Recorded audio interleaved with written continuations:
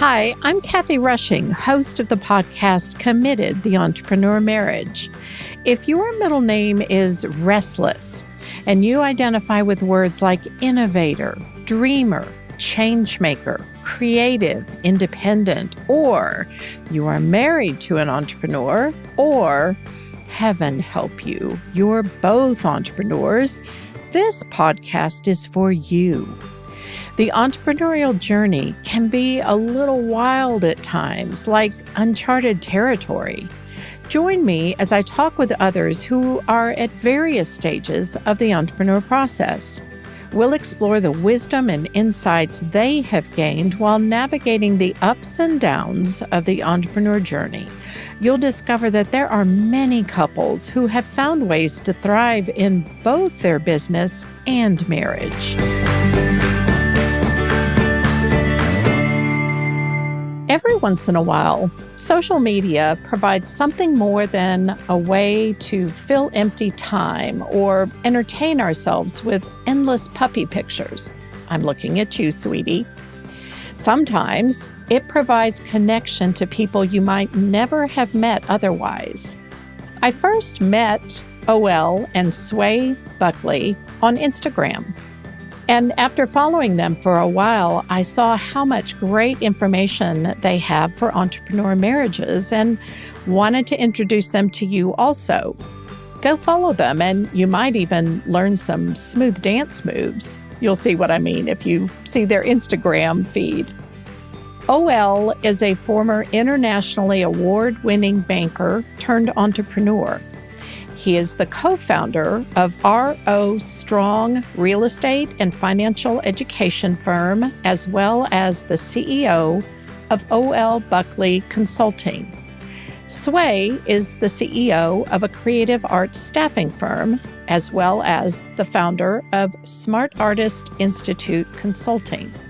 Together, OL and Sway co-created MarriedpreneurLife.com and co-host the Marriedpreneur Life podcast, where they help mission-minded marriedpreneurs create momentum in life and business. That's from their website, and it's a bit of a tongue twister. Listen for the different types of entrepreneur marriages they have identified, what empathic communication can look like, how they define success, and advice they would give to couples getting started on the entrepreneur path.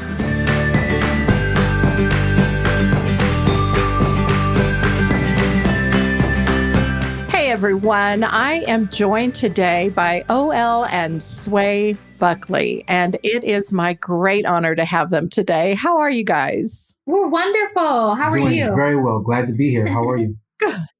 Good. I am doing well. Thank you. And third time's a charm. We've had to reschedule a time or two, and I just thank you guys for hanging in there with me. So welcome. Thank you for having us. Tell us a little bit about where you guys are. I follow you on Instagram, and I can't quite figure out where you are. We are in New Jersey, the northern part of New Jersey, right outside of New York City. Yep. Literally on the other side of Hudson. Yeah. Yes. So did you move somewhere this year? Because I remember a story about getting a bunch of stuff out of storage and. So a few years back, we moved from Texas after having been there about 19 years. Mm-hmm. And then those things were sent. You just left it there. Oh yeah, I'm sorry. So she's like, okay. You want to hear about the pods? No, what happened? That was the whole point of the prompt. That was a prompt, right? So you can know what happened. Like, what was that you were seeing is what the question was about. I get it.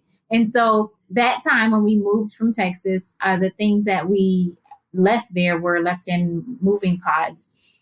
And so recently, I guess that was last year, we have my family, specifically my mom's side, we have property down in South Carolina. And so instead of leaving our things in the pods, now that she put a house on the land. And so we just brought our things to the other property in South Carolina. So that's what you were seeing.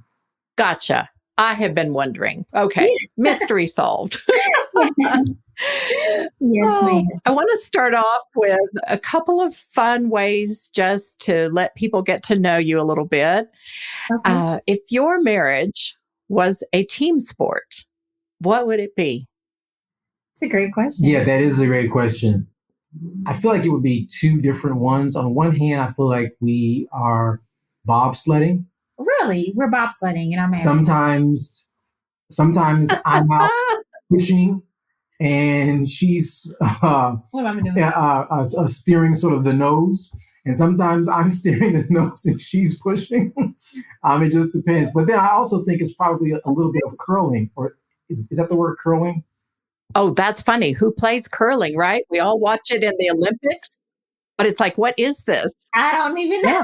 The things you learn about your marriage on a podcast interview, I tell you. I don't know.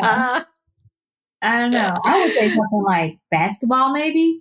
Just the different roles. I mean, we'll play different roles, and each of us will do. See, I probably shouldn't say basketball because I don't even know all the different players, but but I know the goal is to get the ball inside of the basket, and so we are in the same team, throwing the ball back and forth, rebounding, and doing, what do you call them? Scoring, dunking. There you go. Dunking. There you go. Focusing on and just so you know, I think dancing is a sport. Yes, it is. Absolutely. It is. It absolutely is. A lot of coordination involved there for sure. Yeah. For those of you listening, you just have to follow Marriedpreneur Life on Instagram because they post the most adorable posts and they are the best dancers ever. Ever. Thank you. Yeah. Thank you. I'm wanting OL to give my husband some lessons. So there you go. No pressure. Right. No pressure, right? No pressure. What is the craziest or most fun thing you guys have ever done on a date so far? The craziest or most fun thing we've done on a date so far. I don't know if we have the same answers. I would say this is crazy. This is before we got married, crazy. And I mean, it was crazy if we were married too. But young and naive, when we first met, not first, but pretty new, he was taking me to different... I know what you're going to say. He was... Well, I don't know.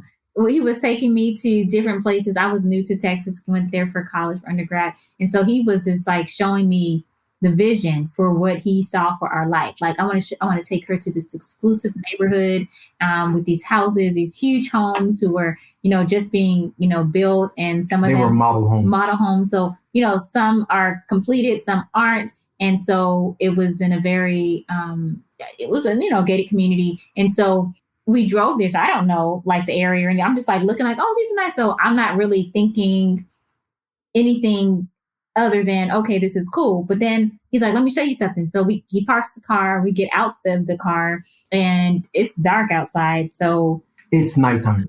It's dark. And so, yeah. And so let me say this. It's after business hours. Correct. That's an important part. So go ahead, sweetheart. And he takes me inside these houses. So we ended up trespassing on a date and going through, and I'm not really thinking, but I felt like, I don't know if we should be, like, this is not our house. Like, this is. And of course I'm playing the just trust me. Just trust me. And I'm just like, okay. I do this all the time. I don't know. And so, after the fact, hindsight, I was, we talked about, I think you told your mom. And then she was like, you guys should have never, what are you doing? The cops could come and you could be so illegal, you're trespassing. And I was like, oh, I didn't even know, so that was kind of crazy when I look back on it, just as a date. I mean, young and naive and trying to show me the world, give me the world. Yeah, that's definitely a good one. I would say it would have happened it was on our honeymoon. We were in Mexico. Oh. And she wanted to sort of go off the resort and sort of just make our way into town. To be with the people, And so there's a cargo van. I don't know how we got this cargo van. There's a cargo van, one of the ones with no windows. No, you have to back up. At the airport, when we were arriving, we were leaving the airport. They have all these different people there that. Oh, you know how they bombard you for, like, the sit in on the session, hear the presentation, and then what do you call it? the like timeshare. timeshare. Yeah. And so I signed it. Okay. I was like, oh, let's just do it. We don't live here. We're not going to buy anything right now. We're just barely. Because they were offering, I think, a massage. Yeah, that's what it was, a massage and a meal. And so we were like, okay, we'll do it. We were so young and naive. We were like, okay, that sounds like fun. And so that's when we went downstairs and they picked us up in a unmarked. In a industrial cargo van. And so we go, they couldn't come onto the property. That should have been red flag number one. They weren't allowed. And they said, we have to come off the property onto the street. So I didn't know up from down at this point. So we go off the property onto the street. We get into this cargo van. There's like two other guys in there. And then I realized the windows are black. I realized I forgot something. And I needed to go back to the room to get it. You had to bring the paper that he gave us at the airport. The paper. He said, do you have the paper? And so the guy says, you said, okay, I'll be right back. That's what you said. The guy says, oh, you can leave your wife. No. He said, she can stay and we'll be here when you get back. And so simultaneously, as he's saying this, we're looking at each other and she's like, you better not leave me. So we had married less than 24 hours. So here's what's so funny. If you ever seen those videos of people skydiving and like two people do it together and they'll hold hands and jump simultaneously, we held hands and jumped out of the van simultaneously. Yeah. Needless to say, that was a crazy date. Honeymoon. But they were there. We did come back, and they were still waiting there. And it was actually a great trip. Like they fed us well. We went to the presentation, but we just told the lady, we're like, we just got married yesterday, so we're not going to buy property. We don't have a home to live. Not buying anything. Why would we buy extra property if we haven't even purchased our first home together? So she was like, okay, well, I'm just going to let you all go, but just next time, make sure you let people know that you're not. I'm like, okay, he didn't ask all that. I would have told him, but he didn't care anyway. He just wanted to have us come. So we did a full day of massages and it was wonderful. Ended up being in a commercial. For the resort. It was great. Great. They said, hey, can we film you guys and put you guys in our? I was like, sure. They gave us extra food. Let us stay longer. Yeah, you didn't ask about that, but our crazy dates involved a little bit of danger. Yeah. I had a feeling. That's why I asked that question. I haven't asked that, I don't think, of anybody else yet, but I had a feeling that you guys were kind of there on the edge. And OL, I'm just glad that wasn't one of the times that you left her there and said, just trust me. Oh, no. Oh, I know a little bit enough about where we were to understand. And that, I would not have been there. No. Smart man. What is a book or a person that has affirmed or influenced the person you are today? Yes. So many ways to answer that. Go ahead. I know. I would say there's a lot of ways to answer that for me as well, too. But one of the recent books, I've read some of his books years ago, but then as of recent revisiting John Maxwell's books and reading about just the importance of how, when you talk about leadership, but just how you treat people, and that being a big part of the process of being a good leader, like really, really caring for people in order for you to have make deposits and then make withdrawals in that relationship. So definitely John Maxwell is up there for me. Yeah, that's I'm trying to pick, right? Because I've been sort of shaped by several books. But if I had to choose one, I'm going to go with looking at you, and you've got your, books just line the wall behind you. So I'm sure it's hard to pick one. There is one that I've read most recently, and it's called Gentle and Lowly. And it's by author Dane Ortlund. And it's when Christ said, that I am gentle and lowly. And so it's really dealing with meekness and really just growing in and maturing in the love of God. And it's been a great book. Very good. I'll try to hunt down those titles and put those in the show notes. So I want to hear a little bit about y'all's backstory before we get to what you're doing today. But I picked up through just, following you guys on Instagram that you dated a very long time. We did. So tell us a little bit about how you met and what what that long courtship was about. Yeah. Well, we met at church, actually. He was a janitor for the church, at the church. And I did not know, he says I walked on his wet floors. I don't even remember doing that. But she ignored the yellow caution with floor sign. So I didn't ignore it. I just had to get up the stairs and the floor was wet in front of the stairs. So I still had to get to my, I didn't ignore it. It was just, I had to get up the stairs, so I had you mopped the floor. Somebody just sashayed across it. But you act like I could have gone around it to get up the stairs. Like the floor was wet. So, and then I asked him a question. I was actually having a pastoral meeting and to see if the pastor's office was up the stairs. And so I just asked him if the pastor was in, and he told me yes.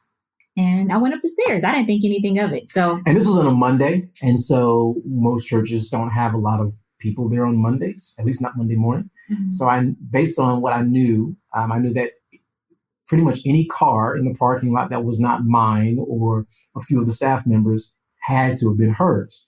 So I went out, and that's when I saw her little red Toyota, and I said, "Note taken. She drives a red Toyota." It was, I guess you would call it. What do you call it? You were tracking me after that. Yeah. So like, if you ask her, she would say it's stalking. Yeah, if you ask me, I would say it's gathering intel. It was gathering intel. Woo! So how long did you gather intel before you asked her out? I don't even know how long it was because I don't remember him. I remember the pastor's meeting with that pastor because he was new at that time. And I was working on doing some things with the youth. So that's why I remember that meeting. But he said that's when he was there. So I vaguely remember somebody being there. So I don't even know time-wise how long it took for him to approach me. But I will tell you this, when he did approach me, it took a year for him to get my number. And it was just a lot of different things. Like we just hadn't seen each other a lot. Or, when we did see each other, it was a huge church. So by the times we would run into each other over that year, that I finally, when he asked me again about it, I gave it to him. And then, so that everything went really slow in that regard. I just wanted to make sure he wasn't some crazy guy. So I'm like, if he can be this patient, okay. And I actually spoke with my father too. And I asked him, I said, this guy asked me for my number. And he said, well, watch him for a while. And I was like, I've watched him for a few months. And he was like, well, what do you think? And I was like, he seems okay. He's like, okay, well, give him your numbers. I was like, oh, okay. Okay, that's what I'm supposed to do. Okay, so, and that was really like my green light just to do that next step. But so I think it was that first year. And then the remaining 9 years after that. It's so funny. Just before, I don't know how long it was prior to us getting married or prior to me proposing, but I just, we laugh about it today. Her mom used to say, hey, what's going on with that Otis guy? He just keeps hanging around. And so we sound like I'm just, like a stray cat. I've just been hanging around for like 9 years. That's what I'm doing. So hanging around. Oh my goodness. Are you still here? So yeah. I think we were just really young. And so I think that plays a big part of it. For sure. I was like 19 when we met. So, and I was fresh out of high school, 18, 19, going into my sophomore year of college. So, it was just like, I don't think we weren't mature at that point, enough to have a marriage that would be sustained, like by our choosing. So, I think it was just the timing of it. And then I went off to explore more of the world. I mean, my background is in dance. So I came out to New York to do some dancing and just live life, as a single person. We were still in a relationship, just at a long distance, but it was just still like, we're just going to be, there was nothing for me to wait around for. I'm like, I'm not going to put my life on hold. I'm just going to keep living and we'll see where this goes. And and so and I was in the music industry and sort of pursuing that life, and that's all consuming. And so, between that and just sort of me hanging around, hanging around. Yeah, I love it. Well, and that that demonstrates some wisdom, really, because I mean, we were 21 and 22 and we didn't wait around. We just said, well, let's go, So yeah, that to me shows some wisdom in your relationship. So you guys have been married how long at this point? 11 years now. 11 years. Okay. Wonderful. Perfect years, right? It's been good. Absolutely. It has been good. So you add it all up, I think we've known each other 20 years. That's amazing. That's amazing. Well, tell us also a little bit about your backgrounds. I've read up a little bit, and you guys kind of came from different directions and gradually merged as entrepreneurs. So I'd like to hear a little bit about how you got to where you are today. So whoever wants to start, tell us how you kind of your work background, and did you know you were an entrepreneur? Yeah, well, for me, I started my first business at the age of 16. It was a tutoring company. I did not even know I was starting a company. I didn't know what I was doing, but the opportunity presented itself to tutor kids. And it started with some of my cousins who came to live with my family. And one of the youngest cousin, it was 3 of them who came. The youngest one, she was 5.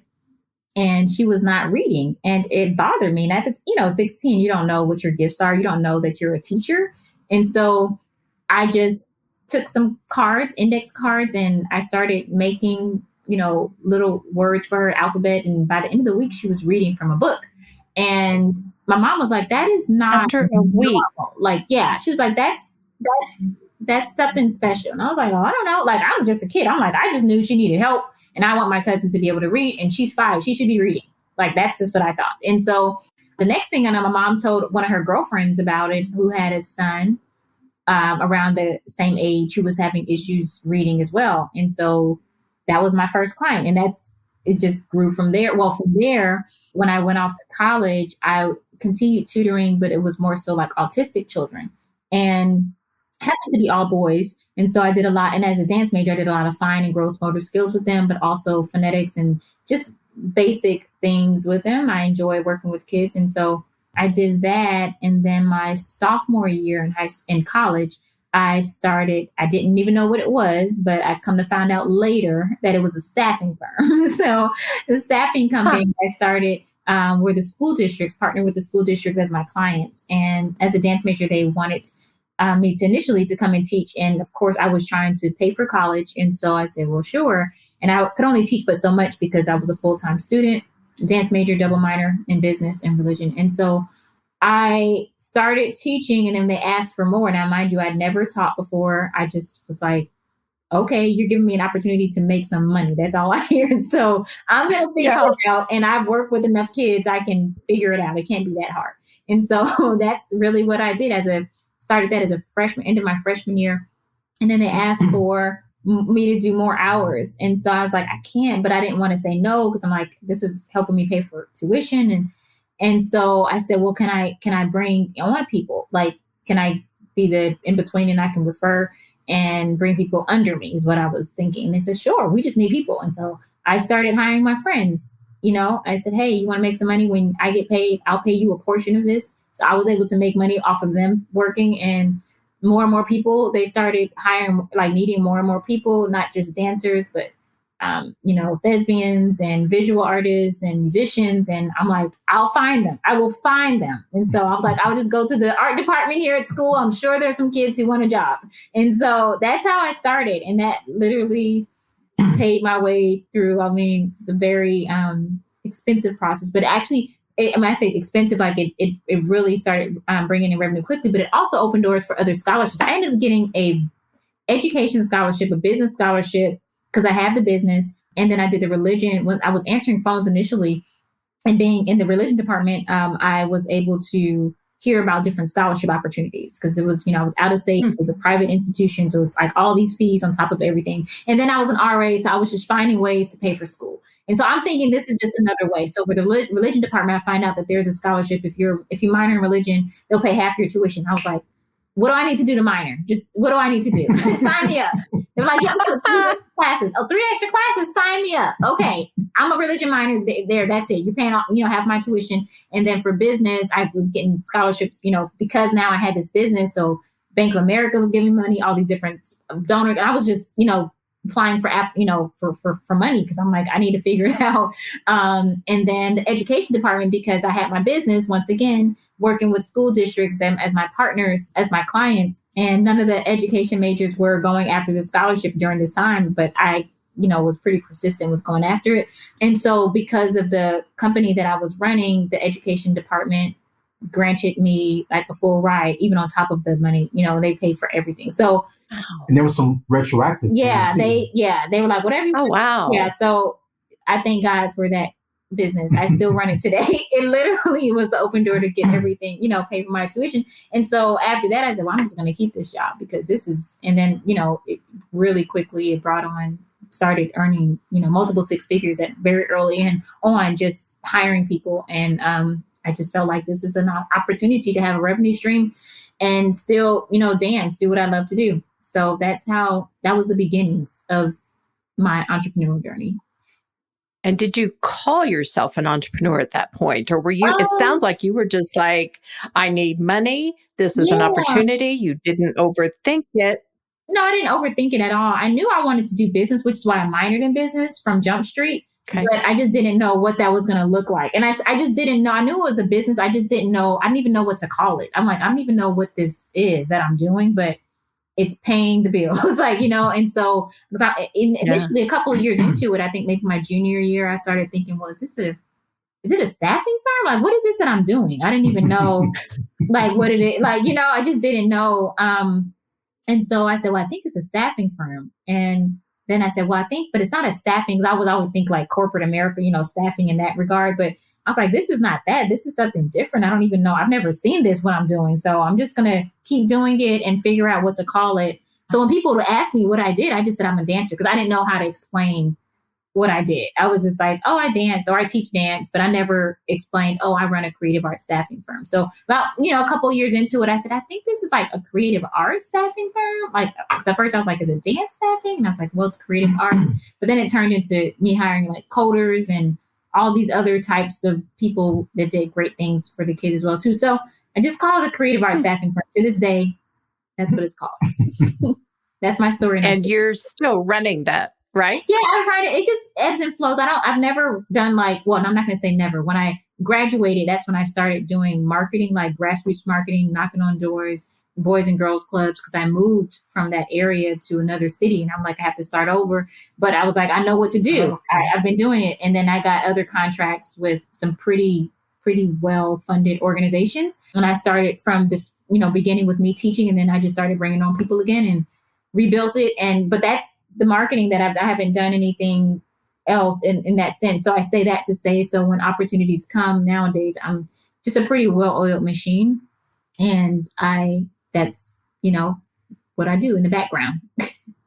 Gotcha. Okay. Mm-hmm. And did you have a mentor, Sway, that maybe you didn't even consider them a mentor at the time, but somebody in your family or a family friend or someone that also had their own business that even gave you the idea that you could do this? Or was this just an internal, I can do this? Definitely an internal.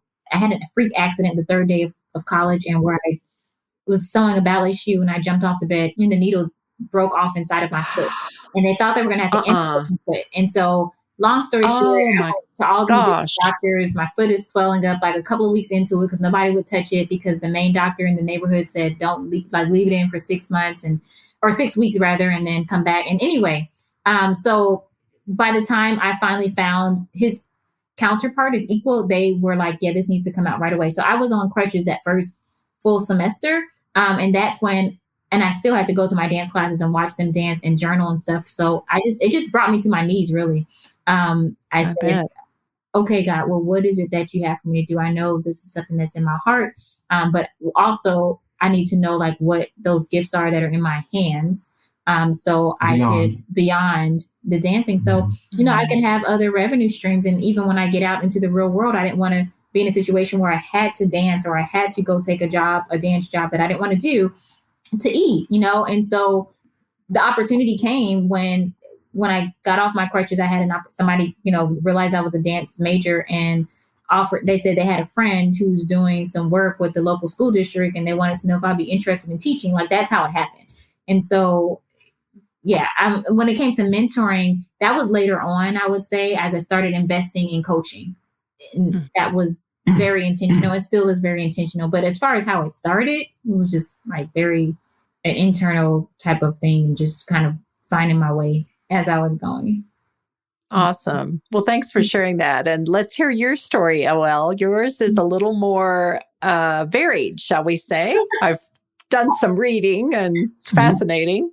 So, by the way, I love hearing Sway's story every time I hear it because it just reminds me. Because you were there. Because I was crazy. There. Yeah. We've been together amazing. Through all that. So just to see her growth and just over the time. But yeah, so, for many years, I wanted to do music, pretty much all through high school. And that was really my focus and my aim and my drive. And so I pursued that. Do you play an instrument or singing? I did not play an form of music. I was more into the performance aspect, but I also wanted to do a lot of writing and producing.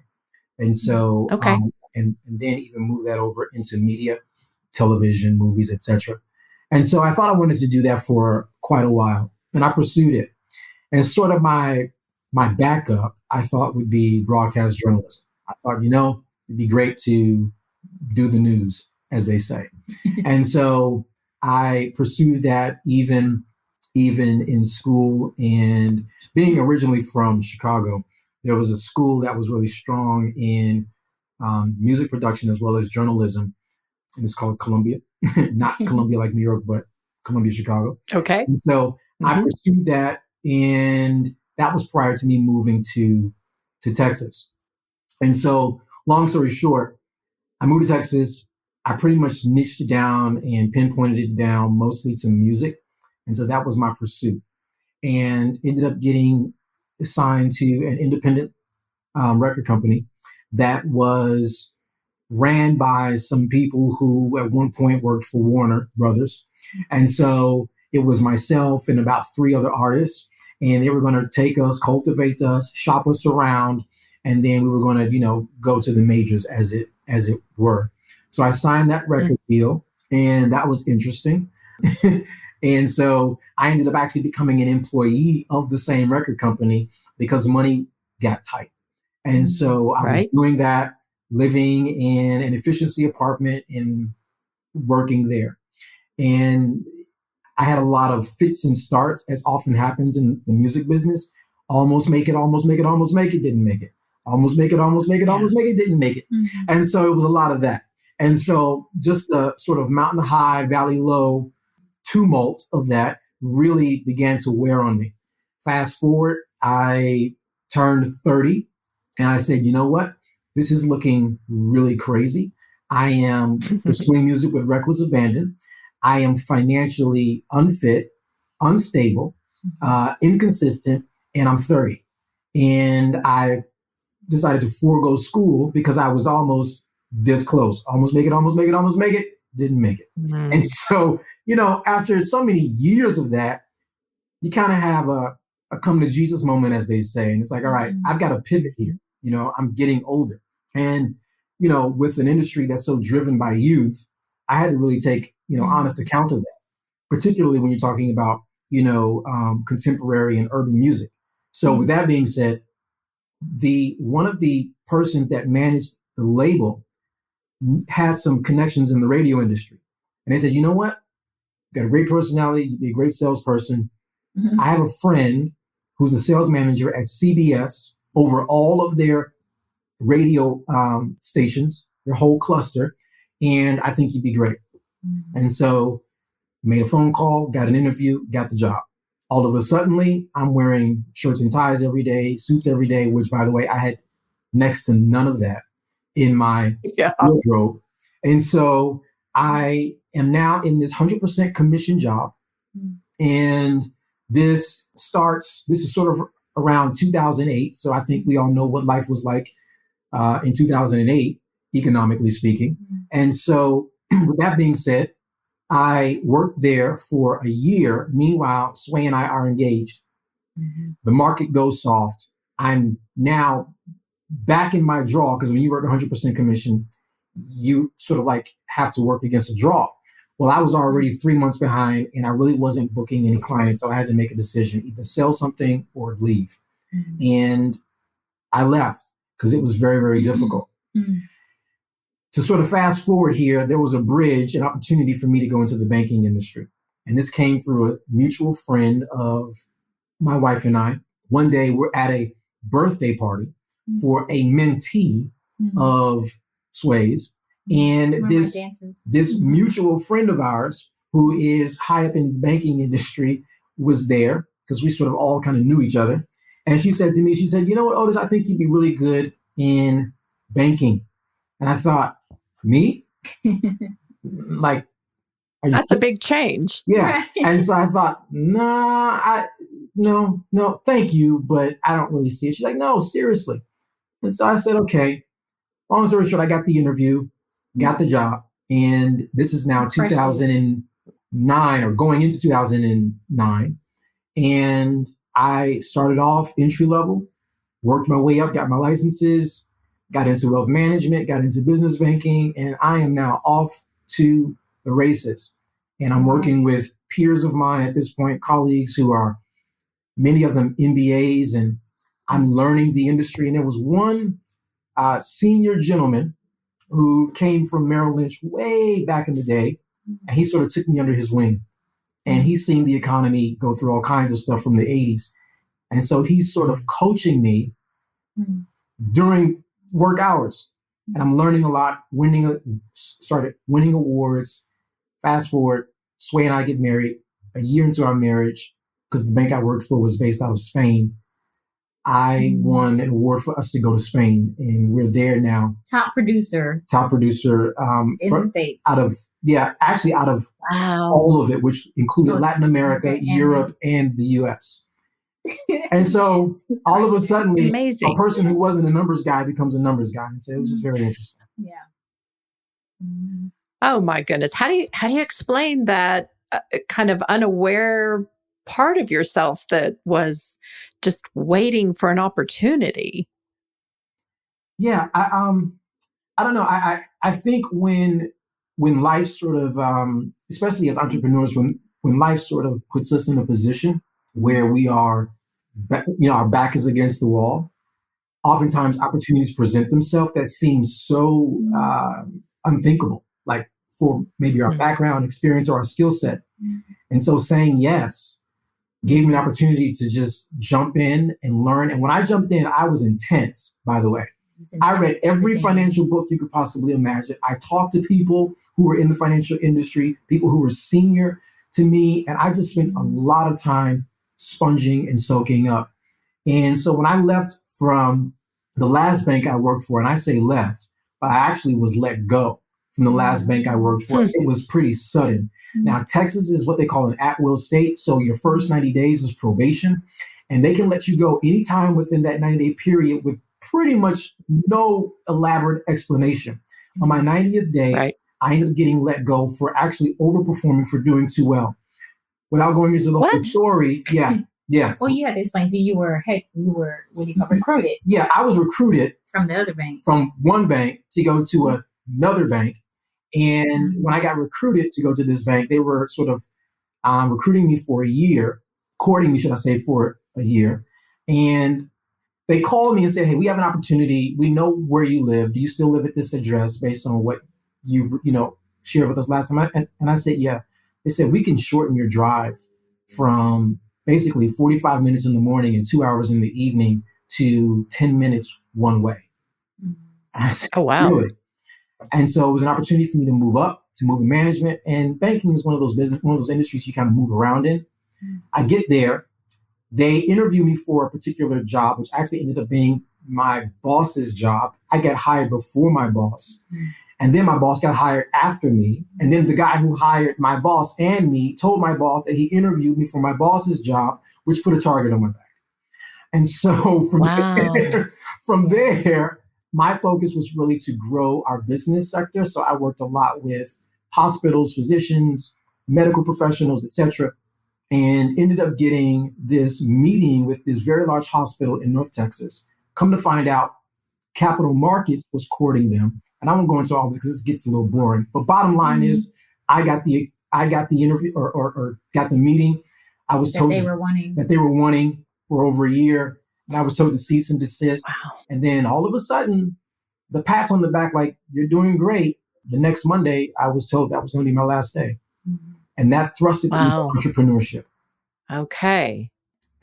Into what I do now, which is really consulting for real estate and debt restructure. All right. So you took what you do well and you said, I'll go do this on my own. Yep. Awesome. So fast forward to currently, you guys do Marriedpreneur Life? Yes. Marriedpreneur. Yes. Marriedpreneur Life. You have a website. Yes. And a wonderful Instagram account. Tell us how you came about launching this topic. Well, I would say when he left the bank and he started his own company, and I was already running my business. I have the staffing firm as well as the consultancy. I did start another business after that because a lot of the people I was staffing, they would end up needing, they needed to start their own business. And I just ended up helping them do that. So that's how the consultancy started. Oh, okay. So some of my clients and some of his clients would actually come to us individually and ask us if we would help them and their spouses once they realized that they were needing help. And we're like, we don't do that. I don't even know what you're looking for. But one in particular, one friend, a couple, they were very persistent. And just like for a good year, they would ask, and we're like, yeah, no. Finally, we said, well, maybe we're onto something. Maybe we're overlooking something, because people would just keep asking us for insight and for skills with working together with the spouse. But not only that, but just really putting systems together and building a legacy, a family legacy, a business legacy together. And so we were just working on our own systems for our own selves, because after he came home from the bank, I said, well, we need to have something in place so we have, accountability. And so I just started creating different types of ways for us to do that. So I wouldn't feel like,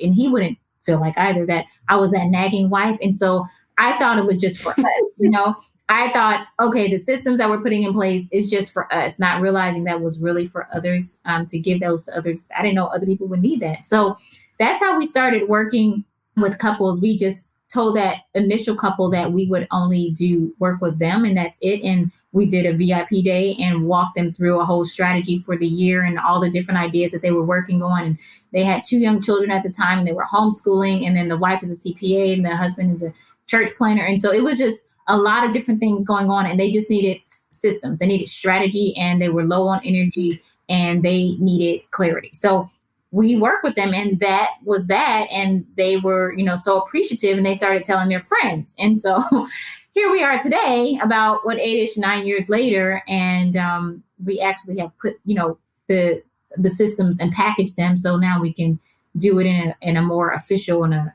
thorough way to help other married entrepreneurs. Yeah, gotcha. I was listening to one of your podcasts. I don't remember how far back it goes, but I think y'all were at a conference and there was a panel of other married entrepreneurs, and you had wanted to be guests, maybe. I'm not sure if I'm getting this story straight or not, but there was a couple. I think maybe when you asked about being on the panel, you were turned away because the couple that had done it the year before had since gotten divorced. Does that sound familiar? Oh, yeah. I remember that. Yes. Yeah. We were in North Carolina. And I was like, you need to have a panel for married entrepreneurs. This is a business conference, and they did have a panel, but no one was married. Like they were divorced. They were talking about how they work as partners, like just as business partners versus like married entrepreneurs. Another couple was like married. I think they were engaged. Another couple. They were celebrities too, so that I understand that why they did that. But yeah, that was just insightful to say the least. Yeah, I'm so grateful for the work that you guys do, because I think we hear too much in society or in the business world that you have to sacrifice everything to have a successful business. And you guys are perfect examples of you can have a wonderful marriage and a very successful business, and it's not one or the other.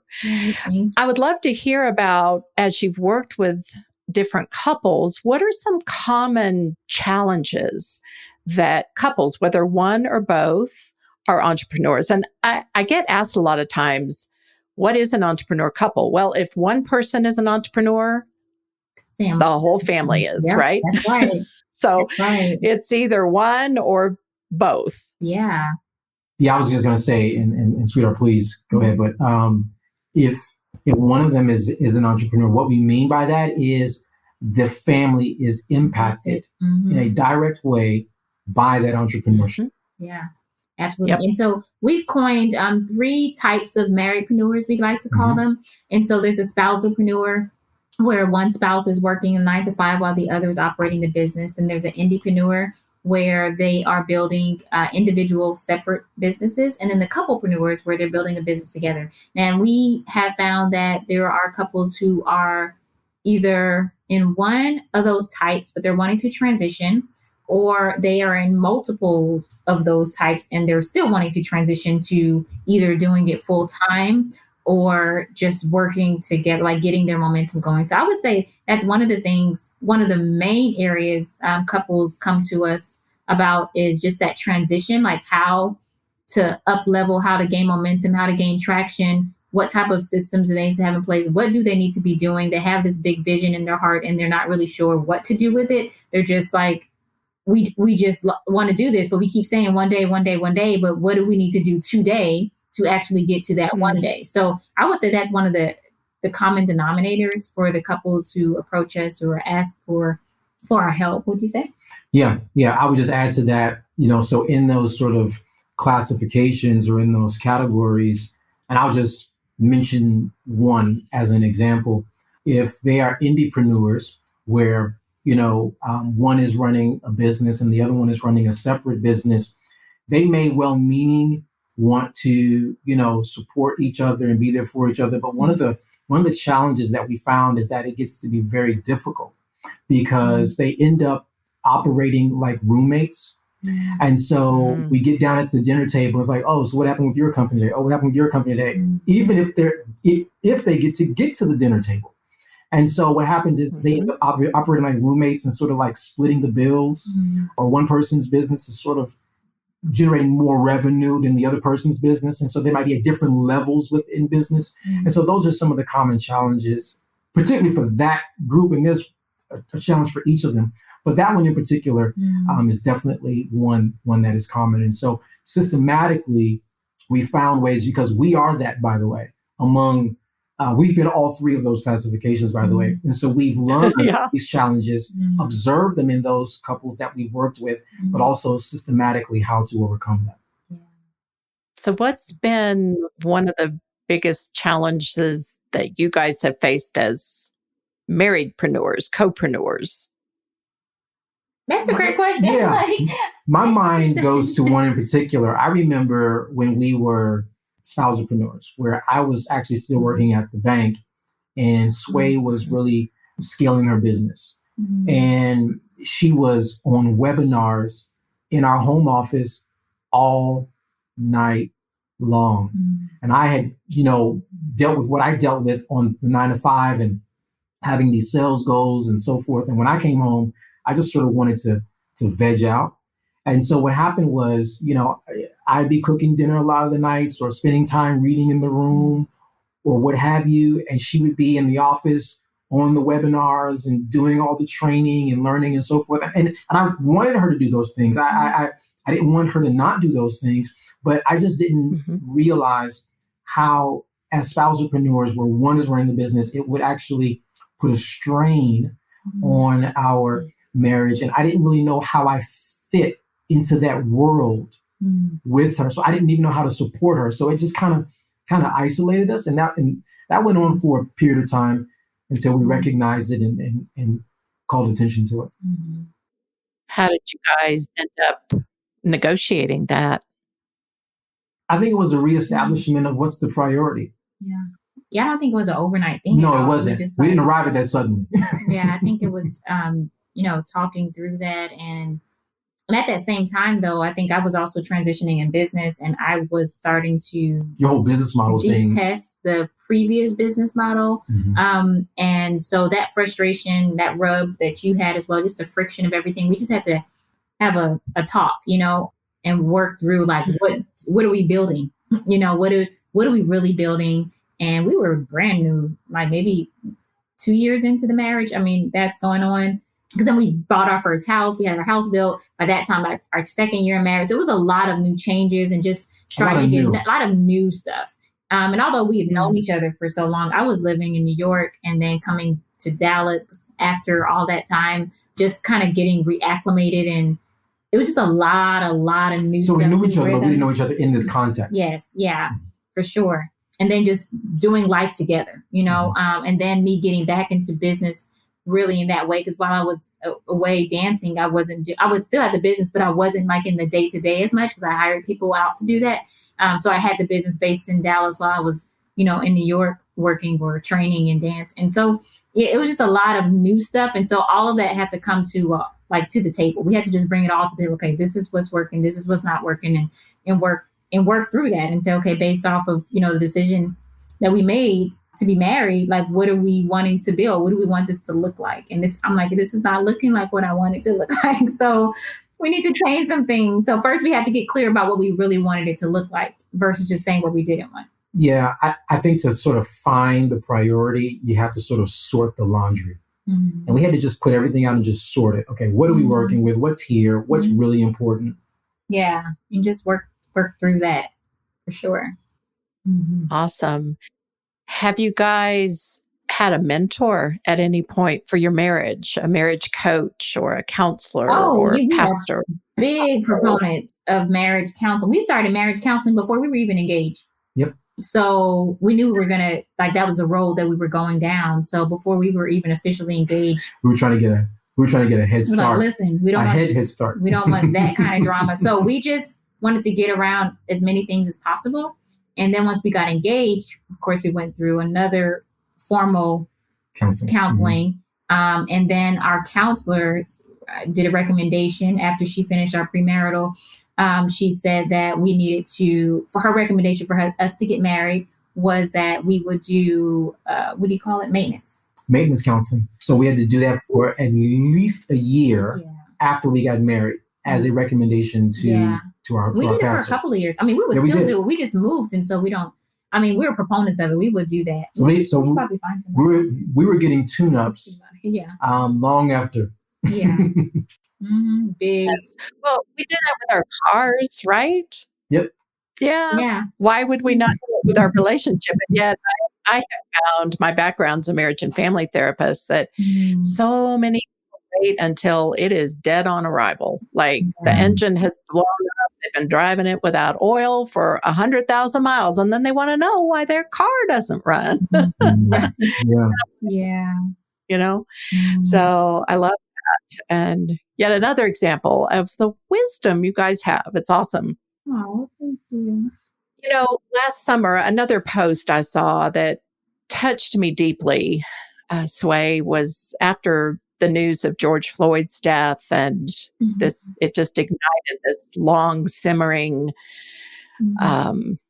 it had been simmering a long time, I think, in our country to just wake up to how people of color it differently. And you did a couple of posts that were so lovely about just talking about how this was impacting OL and how you were supporting him. And going back to my days of marriage therapy training, I could sum it all up in a phrase, and that is, if a couple can have empathy for each other, there is nothing you can't figure out. And your posts were just a beautiful example of that. And I would like to hear from you guys what it was like to give and to receive that empathy. Wow. Well, thank you. First of all. Thank you. Wow. I think it was very comforting to me for my wife to pursue understanding as to how I could potentially be feeling, what those nuances might be, and really listen. Listen in the sense of help me understand, or what I call the HMU, help me understand. And so doing that in one sense was very comforting for me. It was just a really great feeling that I think in some ways confirmed our bond, but also I think it affirmed our bond and even explained it in some ways. So yeah, that's the short answer, I think, for me. Yeah, I think for me, I never thought to ask. I mean, I would always hear stories about, we have slightly different upbringings as far as just experiences and exposures. Yeah, growing up. So I think this our whole time knowing each other, I never really put myself in his shoes for, like, he would tell me stories about growing up in school and just trying to like fight each day, literally like having fights. I'm like, oh, I've never been in a fight. Like, like what is that like? Just like that's kind of traumatic as a kid, like how are you, all these years later. But then also thinking about him as, I just think of him as my husband, but not thinking that I just didn't know like where he was emotionally. Like, how were you feeling as a man and then as a Black man? Like, do you feel different? Like, I don't know. I'm not in your shoes, and so I just, wanted to know, without him trying to put on an air of, oh, I'm good. I just wanted to know. And I wanted him to know that I was asking about him, and not just as my husband, but as a person. And so for me, it was just really about, digging and realizing how much I needed to dig, just to get him to get past those layers of whatever, of expectations, responsibilities, and, previous conversations, how he's always, responded. So I think it was just really it was a good heart to heart, just to see like, how are you doing? How is your heart?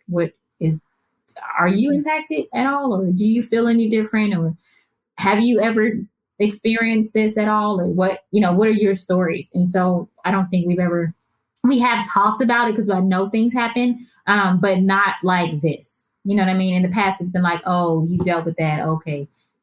All right. But not in this situation. Well, how did it make you feel? How are you doing emotionally? So I just wanted to share that. I guess I forgot that I even shared it publicly, but I wanted to share because others may have been dealing with that and maybe had not thought about it at all. So. Yeah. Well, it was very powerful when I watched it. And it sounds like sometimes just creating space for people and letting them know that whatever you're okay, but you can let your guard down. You can take the mask off. Yeah. I'm a safe person to be with. And I thought it was a beautiful demonstration of empathy that probably deepened your relationship a little bit. That's how marriage long-term goes, right? We keep peeling off layers. Yeah. So thank you for sharing that. Thank you. Thank you for bringing it up. Yeah. I have a couple more questions. If you were talking with a couple, say a young couple behind you, younger, y'all are still young, but younger couple who's thinking about one or both being entrepreneurs, what is some advice you would give them to think about as they consider this approach? Yeah, I think at first what I would say is to really have a marriage-focused definition of success. I like that. Rather than letting what may seem common or pervasive or normative even as to the success or what success is and even how success, quote unquote, may even be pursued. I would say have a value-driven, centered, focused definition of success that you two set that is not, especially, and I'm speaking as a believer, especially, that is not dictated from the outside. Because the moment we as a married couple, I would say this to them, begin pursuing whatever the dictated definition of success is, then our values and our priorities will really be in the background. And that's how it's real easy to get the tail wagging the dog. That's good. I would say something probably along those same lines is like the practical part of marriage. I mean, something that we were told before we got married, and I would definitely share this piece of wisdom with this couple, would be to protect your date nights, right? So keep dating, because ultimately what that does is it does the same thing you were just talking about, is nurturing the marriage, making sure you have time for the marriage, like you create that time and make it a priority. That actually it does things that it actually puts things in order without even having to say certain things, like, or saying, well, no, my marriage isn't on the back burner, or no, I'm not putting everything or everyone else first. It's like, once you do this and you do this on a regular basis and you make it like a staple in your marriage, it actually sets the precedence for everything and everyone else, right? Like, this is when we have our date nights or our date days or lunches or whatever it may be, everything else has to fall in order around that. You know, maybe kind of messy over there, but this right here, this is our space. So I would definitely say that concerning marriage. And then when it comes to the business piece of that, really, it ties in though too, is just making sure that there are very, clear boundaries, systems in place. I would definitely recommend that they get plugged into a community, a marriage community, as well as a business community. So, both, and that's the reason why we even started Marriedpreneur Life, because we didn't have a community with both of them. We would go to marriage, one or the other. go to marriage counseling to get help, but it wouldn't impact the business. It wouldn't teach us how to do business. And then business, they would, say, throw everything to the business and then your marriage will be there after. Like, that's not healthy either. So, we would recommend that they, get plugged in. I would say get plugged into Marriedpreneur Life, really. So, or they can just do both ways, like marriage community and then the business community, because both of those together, it will really help accelerate where they're going, at the same time protecting what's most important. Okay.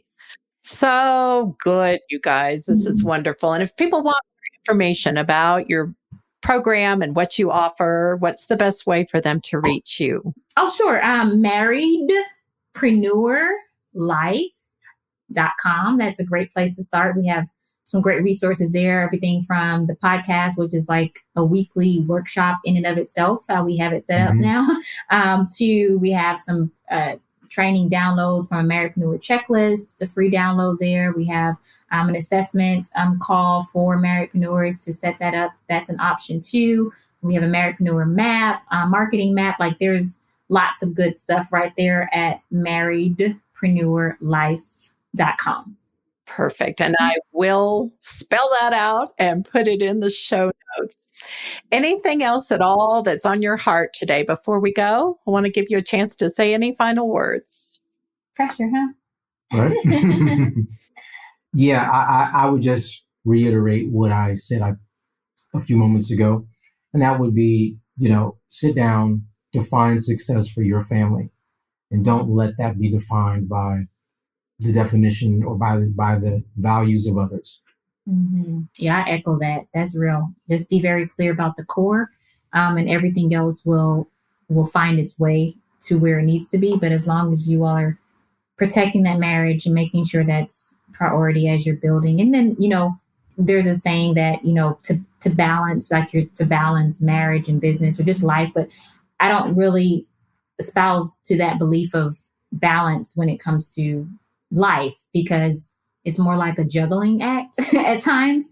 And sometimes we drop some balls and, you pick them up, and sometimes things slip through the cracks, but it just depends on the season that you're in. I think it's important to be aware of the season that you're in. Some seasons, the marriage is extremely strong and solid, and you can afford to go in a little bit, harder when it comes to the business. And that's fine as long as you all have that arrangement, that agreement. But there are other seasons when you need to go all in on your marriage, and the business is going to have to do what it's going to have to do. You have, hopefully that's the reason that we also are very big proponents of having systems in place so it can be most efficient.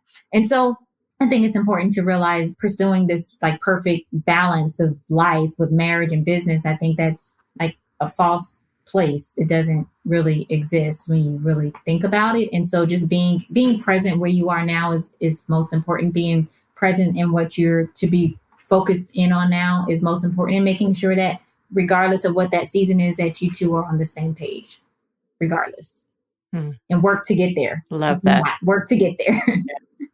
We do a lot of work, but there's a lot of fun in the process. Yeah. And you guys are certainly models of that. And by all means, follow them on Instagram, Marriedpreneur Life. So I want to thank you guys so much for your time today. It is wonderful to see you, and I wish you all the best. And I'm going to keep following you. Thank you so much for having us. It's been our pleasure. Yes.